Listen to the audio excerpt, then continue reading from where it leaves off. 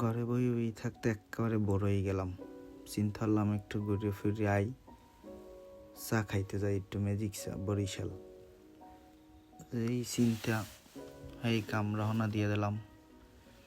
এরপরে বাইপাসে যাইতেছি, এখন হাইওয়েতে উঠবো। বরিশাল টু কুয়াকাটা হাইওয়ে, এটা একটা সতর্ক। এইসব রাস্তায় দুই পাশ দেখা গাড়ি চালাইবেন। এরপরে চলে গেলাম ছোট ব্রিজের ডাল দিয়া, নিচ দিয়ে একটা রাস্তা গেছে গ্রামের মধ্যে দিয়া, ভার্সিটির ওই জায়গা দিয়ে আবার আটকাইন না। 24শে স্বাধীনতা চলে, আবার স্বাধীনতা যুদ্ধ চলছে ভার্সিটির সামনে। এই কারণে মুখ যাইতে হয়েছে গ্রামগার মধ্যে দিয়া। যাই হোক, কোনো দিন আই নাই।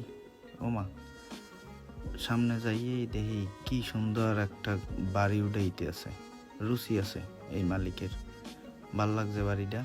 এরপরে বাইরেই পড়লাম বলার রাস্তায়। এই জায়গায় আবার টং দোকান আছে, কপতি আইয়ে এই জায়গায় করতে পারবেন, চাটা খাইতে পারবেন, ফুচকার ব্যবস্থা আছে। এরপরে চলে আইলাম কাউয়ারচর ফেরিঘাট। জায়গাটা ছোট অনেক, কিন্তু জায়গা দিয়ে বাস টাস চলে।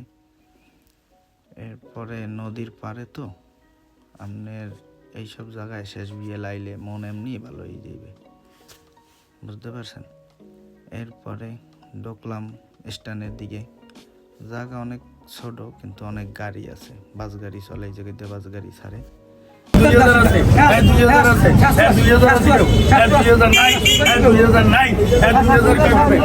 ইলিশ মাছটা। এরপরে বন্ধু গাড়ি উঠাইতেছে ডাইরেক্ট। একটা জিনিস ভালো লাগছে, এই জায়গায় গাড়ি ডাইরেক্ট একবারে টলার উড়ান যায়।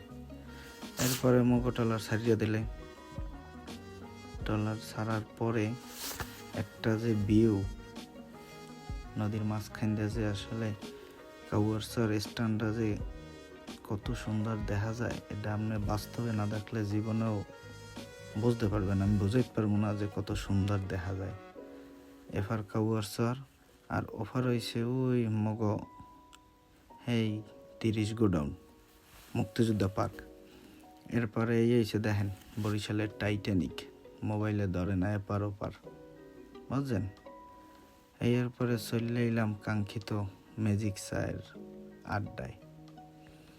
এরপরে গেলাম, যাই দেখি যে কাকু চা করতে আছে 3টে ড্যাগে হেলাইয়া। একুলে আবার কিতে দেবে কি দেবে এর আয়োজন চলতে আছে। এবার অর্ডার দিলাম, দিয়ে বইলাম।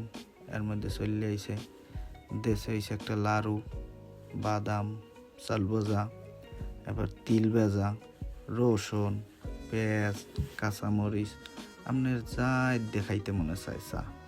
এরপরে এই পাশে চাটা আমার দ্বারে বেশি ভালোও লাগে না, খারাপও লাগে না, একটু হটডা একটু পুষ্ট। এবার দুইজনে শুরু হলাম খাওয়া দাওয়া শেষ। এবার রওনা দিলাম বাড়ির দিকে। আইতে দেখি ওরে বাবা, আকাশটা কি সুন্দর।